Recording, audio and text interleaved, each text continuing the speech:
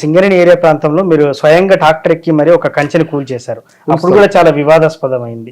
మరి ఏమన్నా ప్రజల పక్షాన ఉంటా, ఉమ్, ప్రజలకు అవసరమైన పని గురించి దేన్నైనా కూలుస్తాం, ఓకే. సందేహం లేదు. అదేవిధంగా మీరు షాప్ చైర్మన్ గా ఉన్నారు కదా, వైఎస్ఆర్ తో మీకున్న అనుబంధం ఎలాంటిది అప్పుడు? తండ్రి కొడుకులు లాంటి అనుబంధం. ఓకే.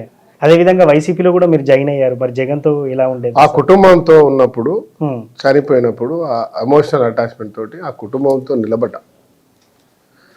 రాజశేఖర్ గారి కుటుంబంతో ఉండాలని నిలబడ్డాడు. నాతో పాటు ఇక్కడ ఉన్న కాంగ్రెస్ నాయకులు ఎవరిని కూడా ఫోర్స్ చేయలే. Okay. I was stand with them. నా క్యారెక్టర్ లాయల్.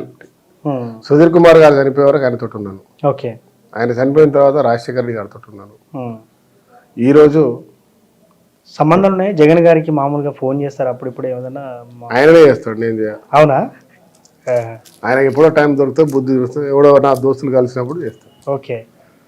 ఎట్లున్నావు రాజు, గుడ్ అన్నా, బాగున్నావు, ఉమ్, కలుద్దామంటే కలుద్దాం. ఓకే.